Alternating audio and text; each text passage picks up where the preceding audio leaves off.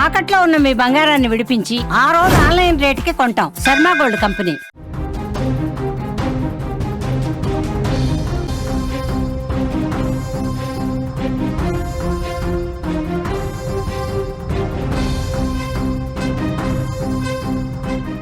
భారత్ను తక్కువగా అంచనా వేశాడు ట్రంప్. టారిఫ్లు వేస్తే మోదీ గజగజ వణికిపోతాడు అనుకున్నాడు ట్రంప్.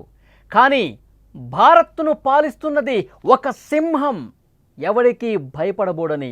అమెరికా అయినా పాకిస్తాన్ అయినా భారత గడ్డ మీద ఉన్న గడ్డి పరకను కూడా భయపెట్టలేడని మరొకసారి గట్టి మెసేజ్ ఇచ్చారు ప్రధాని మోదీ. ట్రంప్ దోస్తని ప్రతిపక్షాలు ప్రచారం చేస్తున్నాయి. అదే ట్రంప్ను చిటికెని వేలతో రిజెక్ట్ చేశాడు మోదీ. భారత రైతులు, మత్స్యకారులు, పశు పెంపకందారులు వీళ్ళందరికంటే అమెరికా గొప్పేమీ కాదని రుజువు చేస్తున్నటువంటి పరిస్థితి. గడిచిన వారం రోజులుగా ప్రధాని మోదీకి ట్రంప్ 4 సార్లు ఫోన్ చేశాడు. ఈ 4 సార్లు కాల్ రిజెక్ట్ చేశాడు ప్రధాని మోదీ. నా దేశ ప్రజల కంటే నువ్వేమీ గొప్ప కాదు అని ట్రంప్కు అర్థమయ్యేలా చేశాడు. ఇండియా ఇస్ మై కంట్రీ, నా దేశం కోసం ఏదైనా చేస్తానని మాటలతో కాదు చేతలతో కూడా రుజువు చేస్తున్నారు ప్రధాని మోదీ. జర్మన్ పత్రిక రాసిన ఈ ఫోన్ కాల్స్ కథనం ఇప్పుడు భారత ప్రజల ధీరత్వాన్ని, శక్తి సామర్థ్యాన్ని, భారత సార్వభౌమాధికారాన్ని ప్రపంచ వేదికపై మరోసారి సగర్వంగా రుజువు చేసిందనే చెప్పాలి. ప్రస్తుతం భారత్ అమెరికా మధ్య వాణిజ్య యుద్ధ వాతావరణం నెలకొన్న విషయం మనందరికీ తెలిసిందే.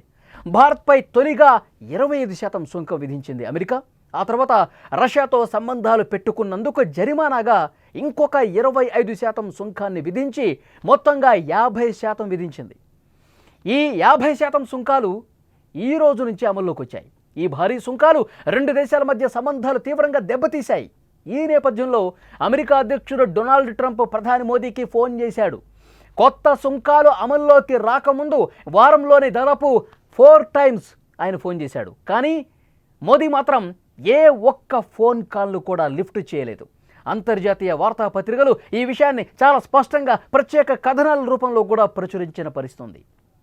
జర్మన్ వార్తాపత్రిక ఫ్రాంక్ఫర్టర్ అల్గెమైన్ జైటంగ్ కథనం ప్రకారం భారీ సుంకం విధించడంతో మోదీ కోపంగా ఉన్నారని, అందుకే ట్రంప్ ఫోన్ కాల్స్ను లిఫ్ట్ చేయలేదని పేర్కొంది. అంతేకాకుండా జపాన్ వార్తాపత్రిక నిక్కీ ఆసియా కూడా ఇదే విషయాన్ని చాలా స్పష్టంగా తన కథనంలో పేర్కొంది. టారిఫ్ ఉద్రిక్తతల పట్ల ట్రంప్కు నిరసనగా మోదీ ఈ విధంగా చేశారు అని రాసుకొచ్చింది.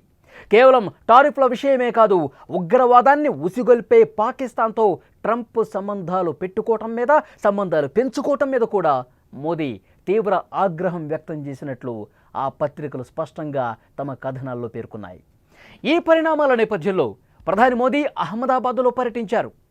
ఈ సందర్భంగా మోదీ మాట్లాడుతూ ట్రంప్ విధించిన సుంకాల భారాన్ని భరించడానికి భారత్ సిద్ధంగా ఉంది. మన అన్నదాతల కోసం ఎంతైనా భరిస్తాం. రైతుల ప్రయోజనాలు కాపాడుకునే విషయంలో ఎప్పటికీ రాజీ పడబోమని చాలా స్పష్టంగా చెప్పారు ప్రధాని. వాషింగ్టన్ ఒత్తిడికి తలొగ్గే ప్రసక్తే లేదని చాలా గట్టిగా చెప్పారు ఆయన. ఈ వ్యాఖ్యలు ప్రపంచవ్యాప్తంగా మోదీ దృఢ సంకల్పాన్ని చాటాయి. భారత రైతులు, మత్స్యకారులు, పశు పోషణదారుల కంటే మనకు అమెరికా ఏం గొప్ప కాదు. అమెరికాని ఇట్లా తీసిపడేశాడు ప్రధాని మోదీ. ఏం చేసుకుంటావో చేసుకో, నేను భయపడను, నా ప్రజలని ఏ విధంగా కాపాడుకోవాలో నాకు తెలుసని ఒక బలమైన సంకేతం ఇచ్చారు ప్రధాని మోదీ. నా దేశ ప్రజల కోసం ఏదైనా చేస్తా, మాటలతోనే కాదు చేతలతో కూడా అని చెప్పి ఈ వ్యవహారం చాలా స్పష్టంగా రుజువు చేసినటువంటి పరిస్థితి ఉంది. ప్రముఖ అంతర్జాతీయ విశ్లేషకుడు మార్క్ ఫ్రేజియర్ మాట్లాడుతూ గతంలో చైనాను అదుపు చేసేందుకు ట్రంప్ భారత్తో మంచి సంబంధాలు కొనసాగించారని చెప్పారు. గత 2 దశాబ్దాలుగా ఈ సంబంధాలు బాగానే ఉన్నాయని, ఇప్పుడు సుంకాల కారణంగా భారత్ చైనా సంబంధాలు బలపడుతున్నాయని అభిప్రాయపడ్డారు. దీనివల్ల చైనాతో సంబంధాలు పెరగటం వల్ల తిరిగి భారత ఆర్థిక వ్యవస్థ బలపడుతుందని ఆయన జోస్యం చెప్పారు. జర్మన్ పత్రిక రాసిన ఈ ఫోన్ కాల్స్ కథనం ఇప్పుడు భారత్ ప్రజల ధీరత్వాన్ని, శక్తి సామర్థ్యాలను, భారత సార్వభౌమాధికారాన్ని కూడా ప్రపంచ వేదిక మీద మరొకసారి బలంగా రుజువు చేసిన పరిస్థితి, సగర్వంగా తలెత్తుకునేలా చేసిందని చెప్తున్నారు. ఇదంతా చూస్తుంటే ట్రంప్ను చిటికిన వేలతో రిజెక్ట్ చేసిన ప్రధాని అంతర్జాతీయ స్థాయిలో భారత్కు ఒక కొత్త గుర్తింపు, ఒక ప్రత్యేకమైనటువంటి గుర్తింపు తీసుకొచ్చారు అనటంలో ఎలాంటి అతిశయోక్తి లేదని చెప్పాలి. నిజంగా ప్రస్తుత పరిస్థితులు ఏ విధంగా ఉన్నాయి మనం చూస్తా ఉన్నాం. ఇప్పటికే 25% సుంకాలు ఇస్తే రష్యా నుంచి చమురు కొంటున్నామన్న ఉద్దేశంతో ఇంకొక 25% ఈ రోజు నుంచి ఆగస్టు 27 నుంచి అది అమల్లోకి వచ్చినటువంటి పరిస్థితి ఉంది. మనం ఏవైతే ఎగుమతి చేస్తున్నామో ఆ వ్యాపారస్తులు, రైతులు, పశుపోషణదారులు అందరూ కూడా కొంత ఇబ్బంది పడే పరిస్థితి ఉంది ట్రంప్ తీసుకున్నటువంటి నిర్ణయం వల్ల. కానీ ప్రధాని భయపడలా. ఇంకా చాలా గట్టిగా బలమైనటువంటి సంకేతాలు మనం అమెరికాకి పంపిస్తున్నాం. ట్రంప్ని ఇష్టం వచ్చింది చేసుకో, నా ప్రజల వైపు నేను ఏ విధంగా గట్టిగా నిలబడాలో, నా రైతుల్ని నేను ఏ విధంగా కాపాడుకోవాలో, నా వ్యాపారస్తుల్ని నేను ఏ విధంగా కాపాడుకోవాలో నాకు బాగా తెలుసని చాలా స్పష్టంగా గట్టి సంకేతమే ప్రధాని మోదీ పంపించిన పరిస్థితుంది. ఇదొక్కటే కాదు, ఆయన 4 సార్లు ఫోన్ చేశాడు. గత వారం రోజులుగా ట్రంప్ మోదీతో మాట్లాడదాం, ఇప్పుడు 50% సుంకాలు వస్తున్నాయి కదా, ఏమైనా వెనక్కి తగ్గుతాడేమో, భయపడతాడేమో, గజగజ వణికిపోతాడేమో నేనంటే ఒక్కసారి అతని వాయిస్ విందామని చెప్పి ట్రంప్ ఫోన్ చేసినట్టుగా ఉంది. కానీ ప్రధాని మోదీ పక్కన పెట్టేసేయండి, ఏం అవసరం లేదు, నేను లిఫ్ట్ చేయనని చెప్పి చాలా స్పష్టంగా 4 సార్లు కూడా ఆయన ఫోన్ను రిజెక్ట్ చేశాడు ప్రధాని మోదీ. అంటే ఎంత గట్టిగా, ఎంత బలమైనటువంటి, దృఢమైనటువంటి సంకల్పంతో ప్రధాని మోదీ పనిచేస్తున్నది కూడా ప్రతి ఒక్క భారతీయుడు అర్థం చేసుకోవాల్సినటువంటి అవసరం ఉంది. మన దేశం కంటే మనకేదీ ముఖ్యం కాదు. మన దేశం కంటే, మన దేశ ప్రజల కంటే, మన దేశ రైతాంగం కంటే, మన వాళ్ళకంటే మనకి ఎవరూ ఎక్కువ కాదని ఈ ఘటన ద్వారా ఇంకా చాలా బలంగా గట్టి సంకేతాన్ని ప్రధాని మోదీ పంపించారు. ఒక సుంకాల విషయమే కాదు, పాకిస్తాన్తో ఏ విధంగా సంబంధాలు పెట్టుకుందో, పాకిస్తాన్తో ఏ విధంగా స్నేహం చేస్తుందో, మన శత్రు దేశాన్ని ఇంకా కావాలని మనకి పూర్తిగా వ్యతిరేకంగా ఉన్నటువంటి విషయాలన్నీ కూడా ఎగదోస్తూ ట్రంప్ ఏ విధంగా ప్రవర్తిస్తున్నాడు కూడా అర్థమవుతుంది.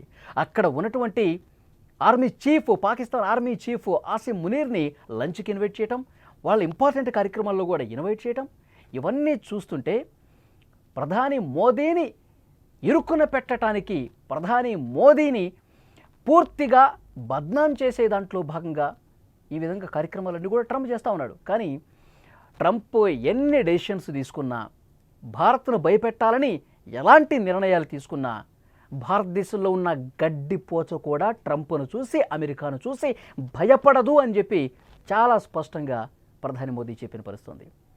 ఈ వీడియో చూస్తున్న ప్రతి ఒక్కరూ కూడా స్పందించండి. అమెరికా వేసినటువంటి ఈ సుంకాలకి ప్రధాని మోదీ 4 సార్లు అమెరికా అధ్యక్షుడు ఫోన్ చేసినా లిఫ్ట్ చేయకుండా గట్టిగా ఇచ్చినటువంటి ఈ సమాధానాన్ని మీరు ఏ విధంగా చూస్తూ ఉన్నారు?